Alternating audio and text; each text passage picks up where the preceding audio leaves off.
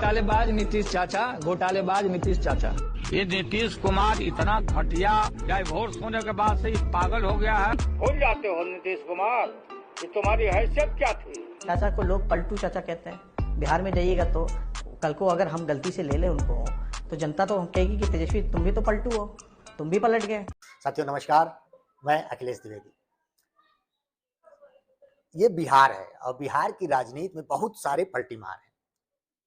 नीतीश बाबू तो पलटीबाज हैं ही, पलटीमारी में इनका भी कोई सानी नहीं है, लेकिन कई सारे ऐसे पलटीबाज हैं, ऐसे पलटूराम हैं जिनकी चर्चा ही नहीं होती, जो छुप जाते हैं। आज हम अपने वीडियो में उन्हीं के बारे में बात करेंगे कि सबसे बड़ा पलटीबाज है कौन। लेकिन उससे पहले अगर आप हमारे चैनल पर नए हैं तो इसको सब्सक्राइब कर लीजिए, लाइक करिए, शेयर करिए और कमेंट बॉक्स में अच्छे अच्छे सुझाव दीजिए। नीतीश चाचा का कोई सानी नहीं है अभी भी। आज वो इस्तीफा दे चुके हैं अपने मुख्यमंत्री पद से, फिर से मुख्यमंत्री पद को प्राप्त करने के लिए। शाम को वो फिर से अपना शपथ ग्रहण करेंगे। महागठबंधन को छोड़कर अब वो एनडीए में जा चुके हैं, मतलब इंडिया को छोड़ दिया है, अब एनडीए पर आ गए हैं। पिछले कई दिनों से ये कयास भी लगाए जा रहे थे।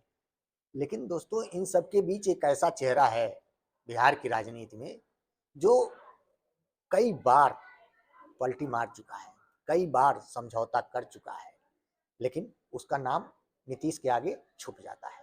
हम बात कर रहे हैं लालू प्रसाद यादव की। लालू प्रसाद यादव ने कब कब पलटी मारी है, एक एक करके हम आपको बताते हैं। लालू प्रसाद यादव की राजनीति जो है वो कांग्रेस विरोध से ही शुरू हुई और कांग्रेस विरोध से ही उन्होंने अपनी राजनीति शुरू की। शुरू करते करते सारण की लोकसभा सीट से उन्होंने चुनाव लड़ा और कम उम्र में ही सांसद बनके वो लोकसभा पहुंच गए। लेकिन उसी कांग्रेस के साथ उन्होंने सरकार बनाने के लिए गठबंधन कर लिया। तब इनकी विचारधारा कहाँ गई थी? उस समय ये पलटी नहीं मार रहे थे तो और क्या कर रहे थे? 2004 से 2009 तक जब यूपीए का पहला शासनकाल था, यूपीए गठबंधन का, तो उस समय लालू प्रसाद यादव रेल मंत्री थे उस गठबंधन में। उस गठबंधन खूब मलाई खाई, सत्ता की मलाई एकदम चाप रहे थे, मौज कर रहे थे। अचानक इनको एहसास होने लगा कि यार हम तो किंग मेकर हैं, अब हम किंग बनेंगे। सारे सिद्धांतों को ताक पर रखकर उस गठबंधन में थे, लेकिन उसके बाद इनको किंग मेकर से किंग बनने का भूत सवार हुआ। 2009 में जब लोकसभा का चुनाव हो रहा था तो इन्होंने एक तीसरा मोर्चा बना दिया, थर्ड फ्रंट। चुनाव लड़े, बड़ी बुरी तरह हार हुई, इतनी बुरी तरह हारे कि शायद कभी वो बता नहीं पाएंगे, उसको भूलना चाहेंगे। तब इनकी विचारधारा कहाँ गई थी? फिर उसके बाद जब सत्ता की मलाई खाने की बारी आई तो उसी नीतीश कुमार के साथ जाकर मिल गए जिसके ये धुर विरोधी थे। अपने बेटे को बिहार का मुख्यमंत्री बना दिया गया। 2015 में तेजस्वी यादव उप मुख्यमंत्री बन गए। नीतीश कुमार मुख्यमंत्री, तेजस्वी यादव उप मुख्यमंत्री, आरजेडी और जेडीयू की सरकार बिहार में चल पड़ी। तब इनकी विचारधारा कहाँ गई थी? नीतीश कुमार ने कुछ दिन बाद जब फिर से इनके खिलाफ पलटी मारी, तब ये घूम घूम कर नीतीश कुमार को पलटूराम बोलने लगे, धोखेबाज बोलने लगे। और इन्होंने तो एक महान खोज की थी। इन्होंने सबको बताया, पूरी दुनिया को, कि नीतीश के पेट में दांत है। वो महान खोज करने वाले लालू प्रसाद यादव की विचारधारा उस समय कहाँ गई जब पहली बार इनके खिलाफ पलटी मारने के बाद नीतीश की सरकार में ये दोबारा गठबंधन करके शामिल हुए और फिर से अपने बेटे को उप मुख्यमंत्री बना दिया, तेजस्वी यादव को। तब इनकी विचारधारा कहाँ गई थी?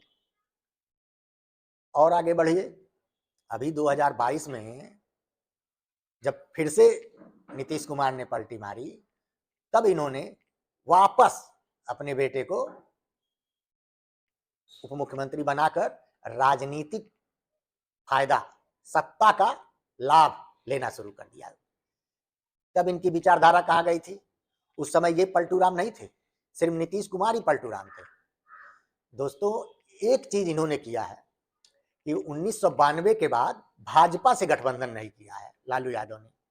और लालू यादव जब अल्प समय के लिए पहली बार 1990 के दशक में जब पहली बार बिहार के मुख्यमंत्री बने तो उस समय भाजपा के सहयोग से ही मुख्यमंत्री बने थे। भाजपा ने समर्थन दिया था तो उस समय लालू प्रसाद यादव मुख्यमंत्री बने थे। वो बहुत ही छोटे समय के लिए था, लेकिन भाजपा ने इनको समर्थन दिया था। लेकिन 1992 के बाद नीतीश कुमार ने कभी भाजपा के साथ वो कभी गए नहीं। उसका कारण विचारधारा नहीं है, उसका कारण वोट बैंक की राजनीति है। जो ये घूम घूम के कहते हैं, झूठा ढिढोरा पीटते हैं कि हम सांप्रदायिक ताकतों के साथ नहीं जाएंगे, उनके साथ समझौता नहीं करेंगे, बीजेपी को पर निशाना साधते हैं। कोई विचारधारा की लड़ाई नहीं है, सिर्फ वोट बैंक की लड़ाई है। क्योंकि ये बीजेपी करती है हिंदुओं की राजनीति और लालू प्रसाद यादव हिंदू विरोधी राजनीति के अग्रणी नेता माने जाते हैं। सीधा सीधा वो हिंदू विरोधी राजनीति करते हैं।